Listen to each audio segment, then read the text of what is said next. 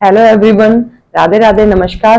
चलिए तो स्टार्ट करते हैं हम आज का अपना नेक्स्ट टॉपिक। आज का हमारा टॉपिक है जल रंग, जिसमें हम आपसे चर्चा करेंगे आज जल रंग के बारे में। तो देखिए, जो जल रंग है इसकी जो खोज की थी ये पॉल सेंडवाई ने खोज की थी। इसकी खोज पॉल सेंडवाई ने इंग्लैंड में 18वीं सदी में इसकी खोज की। और इसी में हम बात करें कि जो जल रंग है उसके लिए उपयुक्त धरातल जो होना चाहिए वो कौन सा होना चाहिए। इसके लिए हल्का खुरदरा, इसके लिए हल्का खुरदरा धरातल चाहिए। अगर ब्रश की बात करें तो शेवल ब्रश आते हैं, तो इसके लिए सेवल ब्रश का इसमें यूज किया जाता है। बाइंडर के रूप में अगर हम बात करें कि जल रंग के लिए बंधक के रूप में या बाइंडर के रूप में किसका प्रयोग किया जाता है, तो इसमें आप बताएंगे जो गोंद होता है उसका प्रयोग किया जाता है। बबूल की गोंद होती है, जैसे नीम की भी गोंद आती है, तो इसी तरह से बबूल की, जिसमें कांटा होता है, बबूल का एक पेड़ होता है जिसमें कांटे कांटे होते हैं, तो बबूल की गोंद का इसमें प्रयोग किया जाता है बाइंडर के लिए, बंधक के लिए, बांधने के लिए। तो किसका प्रयोग किया जाता है? बबूल की गोंद का। यहीं पे हम बात करेंगे कि इसकी श्रेणियों के बारे में, जल रंग की श्रेणियों के बारे में। तो जो जल रंग की जो श्रेणियां हैं उनको बांटा गया है दो भागों में, पारदर्शी तकनीक और अपारदर्शक तकनीक। फिर पारदर्शी तकनीक है उसके अंतर्गत भी पार्ट आते हैं और अपारदर्शक तकनीक के अंतर्गत भी पार्ट आते हैं। तो आप हेडिंग डालिए पहले जल रंग। बहुत इंपॉर्टेंट टॉपिक है ये जल रंग। देखिए, इसकी खोज करता है जल रंग के पॉल सेंडबाई। इसके ये खोज करता है पॉल सेंडबाई। यहीं पे बात करें कि इसका स्थान कहां पर खोज हुई? इंग्लैंड में।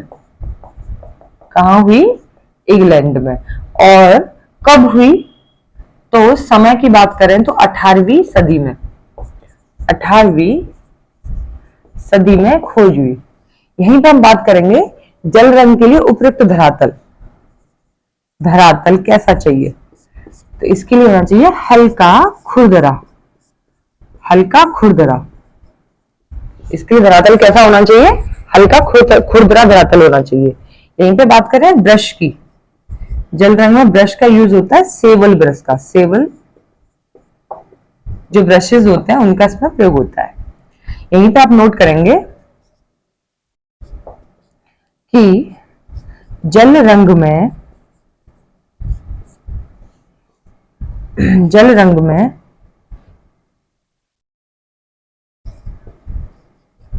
बंधक या बाइंडर के रूप में, बाइंडर के रूप में बबूल की गोंद का प्रयोग किया जाता है। बबूल की गोंद का प्रयोग किया जाता है। यहीं पे आप देखेंगे कि जल रंग की श्रेणियों के बारे में। जल रंग की श्रेणी डालिए हेडिंग, जल रंग की श्रेणी। तो दो श्रेणियां होती हैं जल रंग की। कितनी श्रेणियां होती हैं? दो श्रेणियां होती हैं। तो देखिए, पहली श्रेणी होती है पारदर्शक तकनीक, दूसरी श्रेणी है अपारदर्शक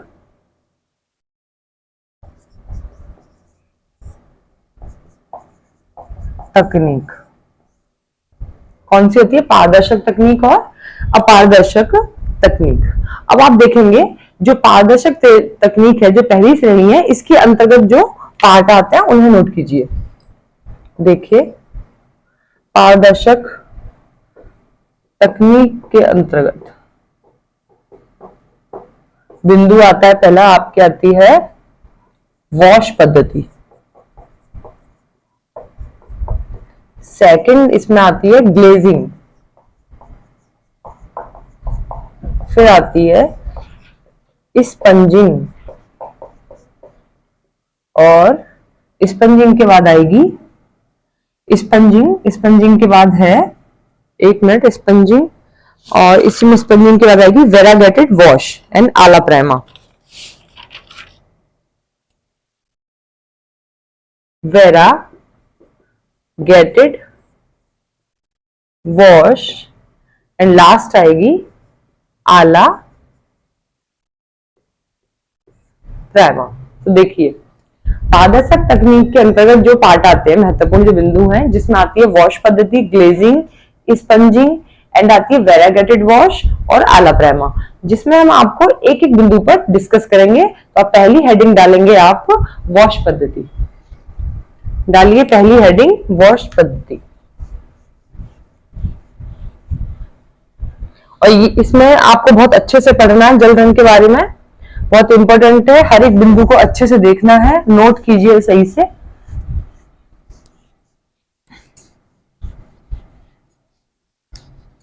इनकी खोजकर्ता के बारे में पूछ लिया जाता है, इसमें कहां पे खोज हुई थी इंग्लैंड में, ये क्वेश्चन इसमें आ ही जाते हैं।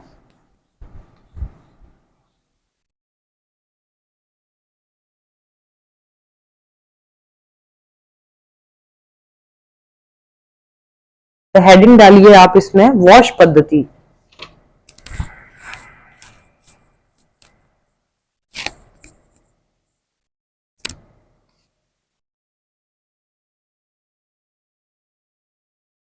डालिए पहली पद्धति है वॉश पद्धति।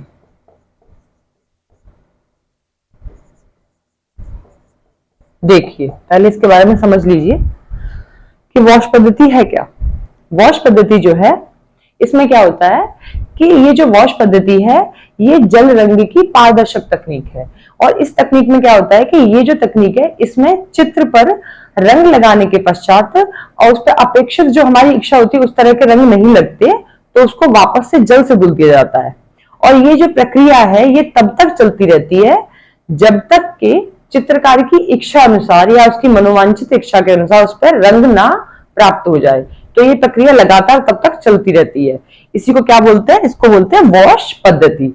इसी में इसकी सर्वप्रथम जो इसके बारे में जिसने बताया तो वो थे अवनींद्रनाथ टैगोर, जिन्होंने बंगाल शैली में इसके बारे में बताया है। और इसी में हम बात करें, जापानी पद्धति में भी इसका प्रभाव है। तो आप लिखिए वॉश पद्धति। तो ये जो वॉश पद्धति है, यह जल रंग की पारदर्शक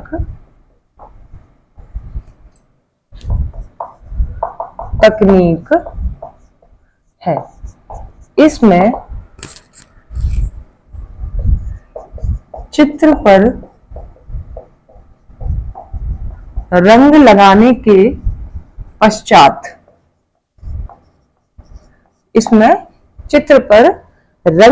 के पश्चात अपेक्षित रंग जब तक प्राप्त नहीं हो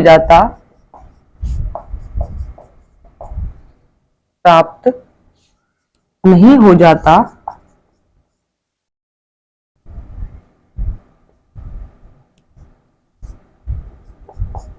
तो तब इसे जल से धुल दिया जाता है। जल से धुल दिया जाता है।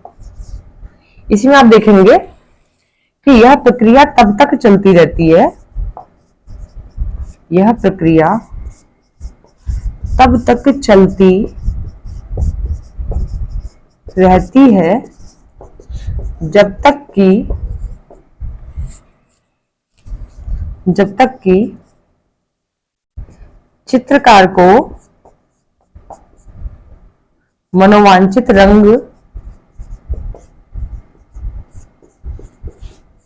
प्राप्त नहीं हो जाता है।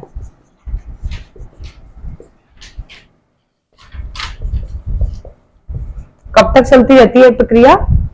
जब तक चित्रकार को मनोवांछित रंग प्राप्त नहीं हो जाता है।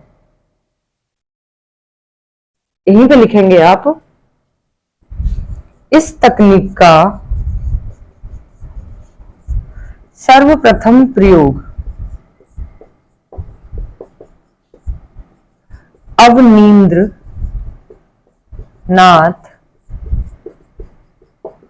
टैगोर ने पश्चिम बंगाल के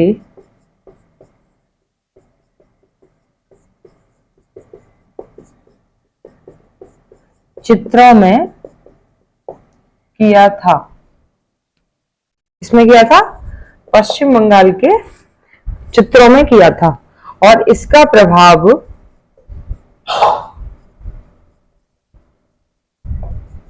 जापानी पद्धति में भी देखने को मिलता है।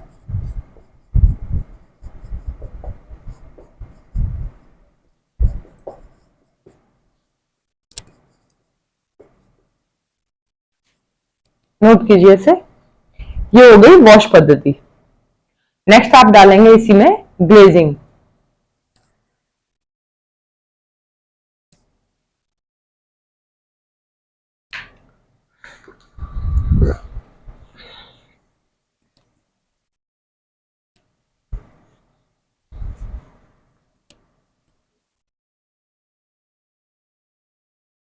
देखिए, नेक्स्ट हेडिंग डालेंगे आप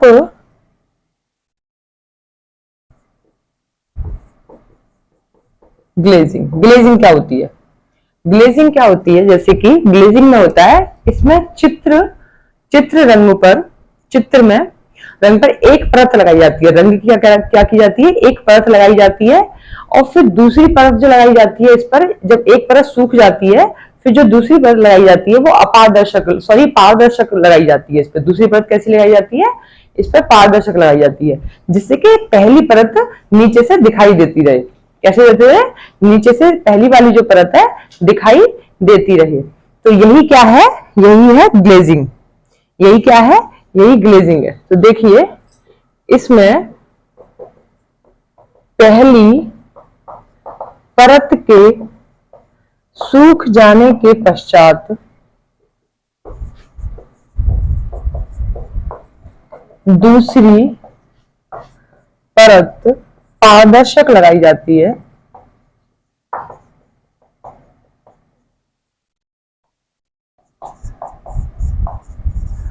जिससे कि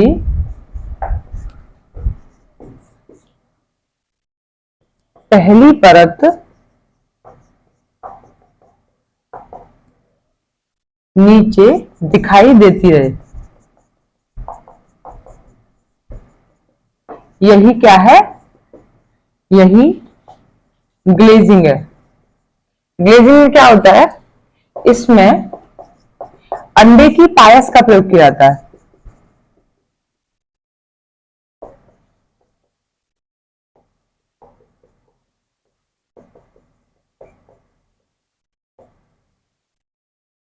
अंडे की पायस का इसमें प्रयोग किया जाता है, जिससे चित्रों की सुरक्षा होती है और उन पर चमक आती है। क्या होता है? और उन पर चमक आती है। तो ये हो गई ग्लेजिंग। नेक्स्ट आप हेडिंग डालेंगे स्पंजिंग। तो इसे नोट कर लीजिए ग्लेजिंग को। तो आप हेडिंग डालिए स्पंजिंग।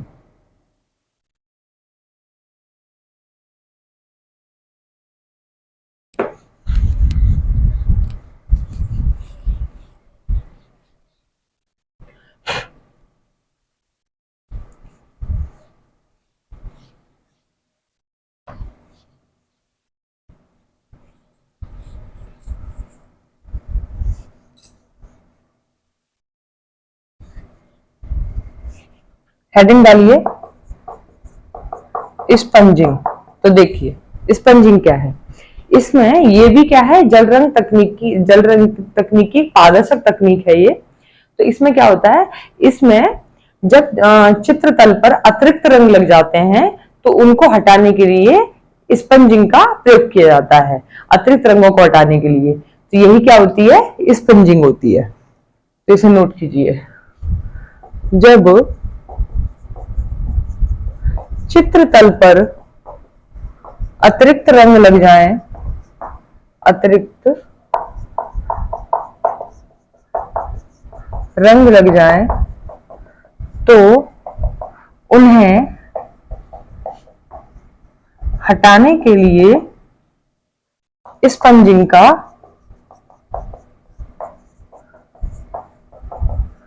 प्रयोग किया जाता है।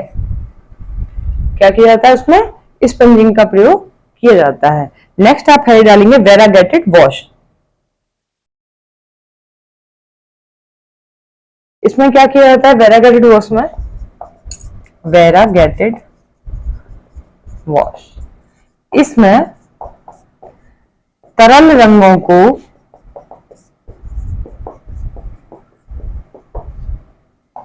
पास पास लगाकर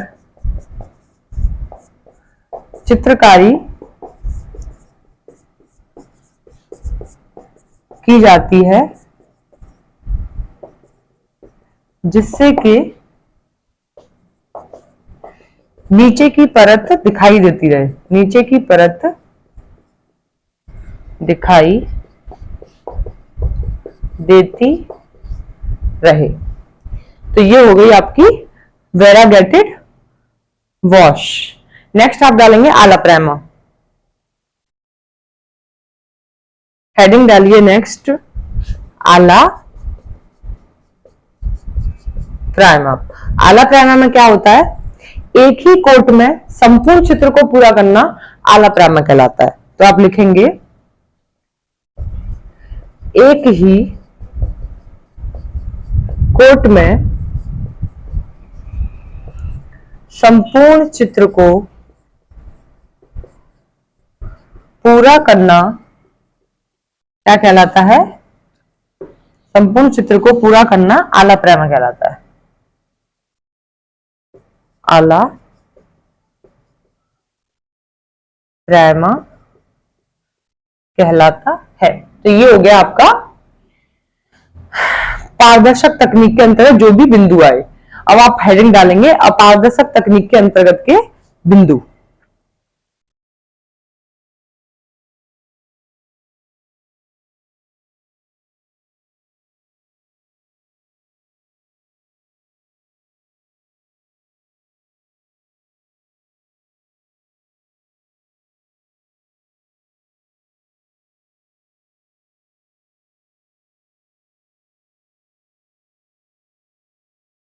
चलिए इसे इरेज करते हैं। तो आप नेक्स्ट हेडिंग डालेंगे अपारदर्शक तकनीक के अंतर्गत आने वाले बिंदु।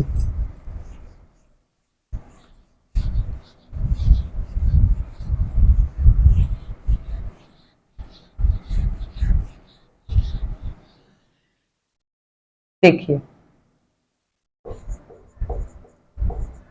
अपारदर्शक तकनीक के अंतर्गत पहला बिंदु आता है स्टपलिंग, स्टपलिंग। नेक्स्ट आता है स्कम्बलिंग, स्कम्बलिंग। थर्ड आता है इसी में dry brushing, dry brushing. And last है इसमें ग्वास। क्या है? ग्वास। तो आप पहली हेडिंग डालिए स्टेपलिंग क्या है। देखिए स्टेपलिंग में क्या होता है?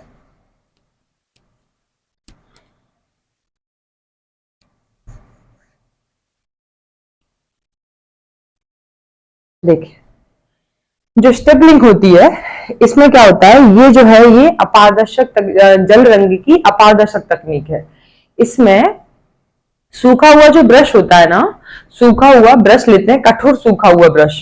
तो उस सूखे हुए ब्रश को, जो टूथ ब्रश होते हैं, उसको सूखे हुए ब्रश को उंगलियों की सहायता से स्प्रे करके चित्रकारी की जाती है। स्टेपलिंग में क्या किया जाता है?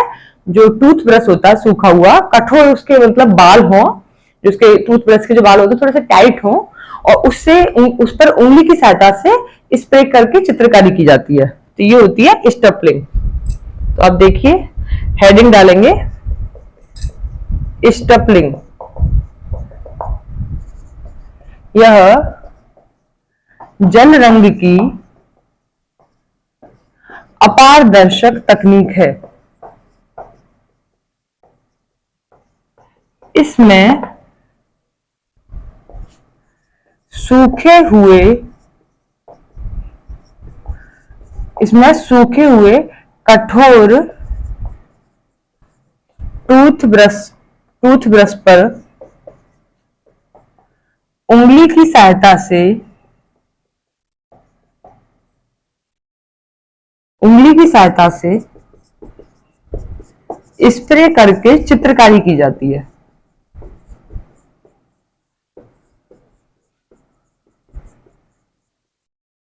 यही स्टपलिंग है। क्या है? यही स्टपलिंग है। इसी में डालेंगे स्कम्बलिंग। Next heading स्कम्बलिंग।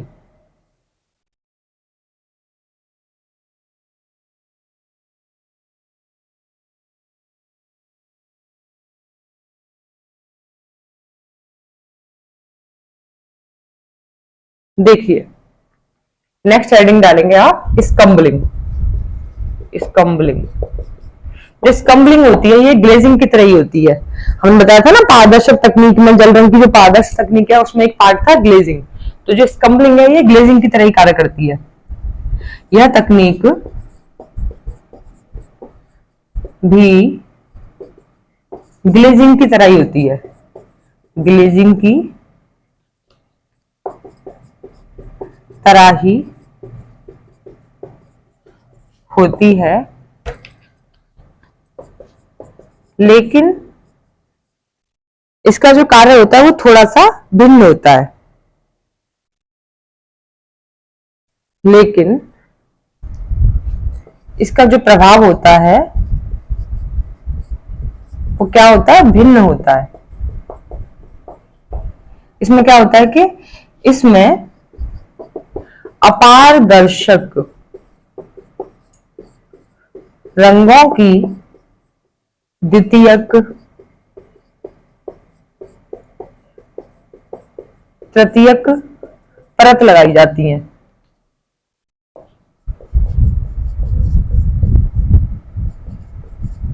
और फिर चित्रकारी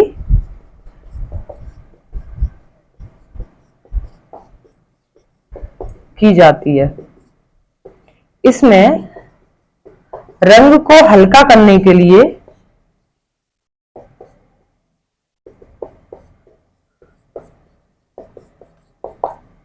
सफेद रंग मिलाया जाता है। सफेद रंग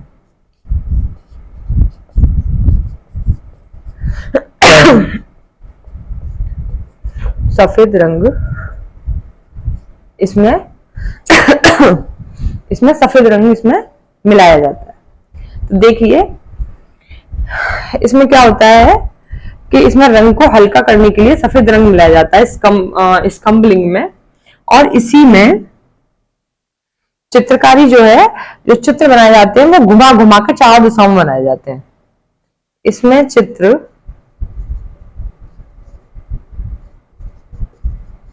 घुमाकर चारों दिशाओं में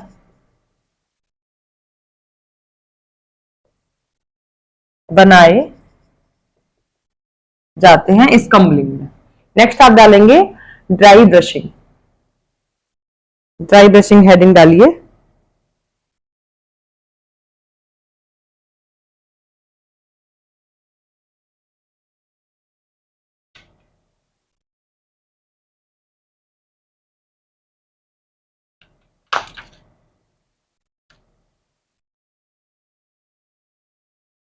देखिए, नेक्स्ट हेडिंग डालिए ड्राई ब्रशिंग।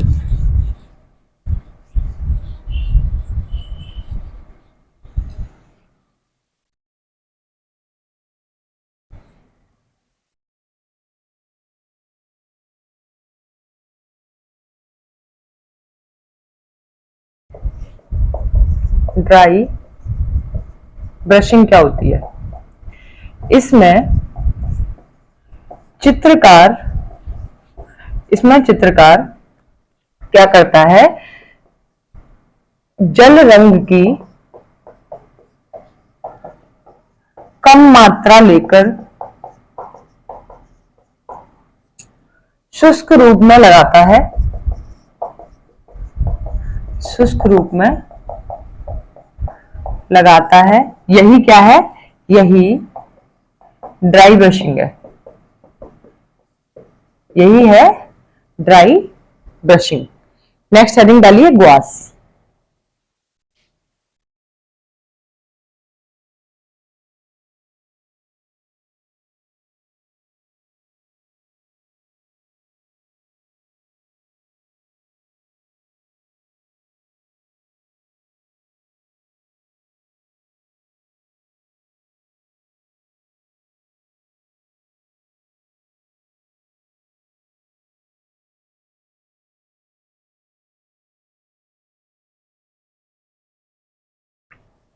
देखिए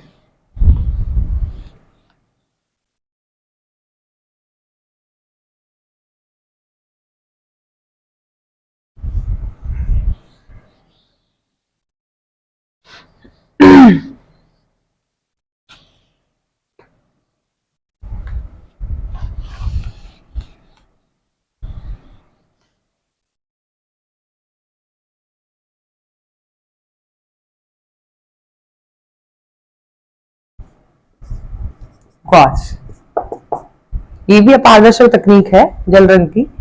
इसमें जल रंग में, इस तकनीक में जल रंग में अपारदर्शी क्या होता है, इसमें अपारदर्शी विधि से गोंद का प्रयोग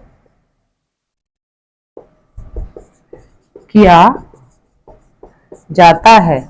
यहीं पे आप देखेंगे ग्वास जो होते हैं, ग्वास रंग होते हैं, उनको बॉडी कलर के नाम से भी जाना जाता है। तो आप डालेंगे ग्वास रंगों को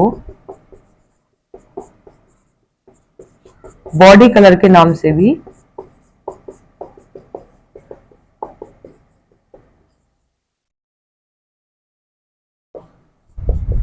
जाना जाता है। इसमें रंगों को हल्का करने के लिए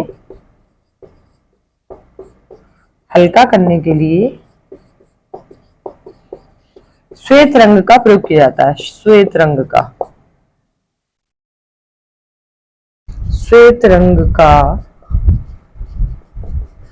प्रयोग किया जाता है। तो ये हो गए आपके अपारदर्शक तकनीक के अंतर्गत आने वाले पार्ट। अब आप लिखेंगे जल रंग चित्रण में कार्य करने की विधि।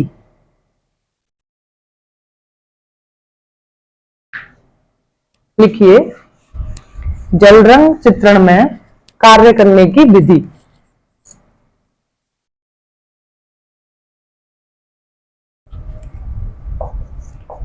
जल रंग चित्रण में कार्य करने की विधि क्या है? तो विधि है प्रकाशित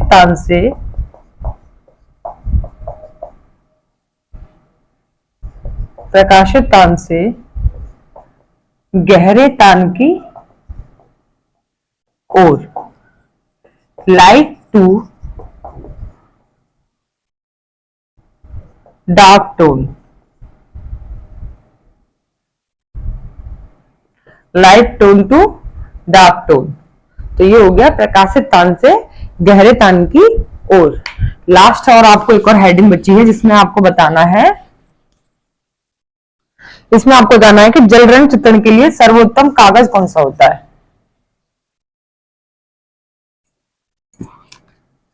लिखिए जल रंग चित्रण के लिए सर्वोत्तम कागज। तो देखिए सर्वोत्तम कागज होता है हैंडमेड कागज। कौन सा होता है? हैंडमेड पेपर, जिसे बोलते हैं हस्त निर्मित कागज। हस्त निर्मित, हैंडमेड पेपर या हस्त निर्मित कागज। तो जल रंग जो आपका जो टॉपिक है, ये आपका हमने आपको कंप्लीट बता दिया है। इसमें ये इंपॉर्टेंट है जल रंग चित्रण की विधि। तो इसमें बता देंगे प्रकाशित तान से गहरे तान की ओर, और ये हो गया जल रंग चित्रण के लिए सर्वोत्तम कागज। ये भी इंपॉर्टेंट है जो कि पूछ लिया जाता है इसमें।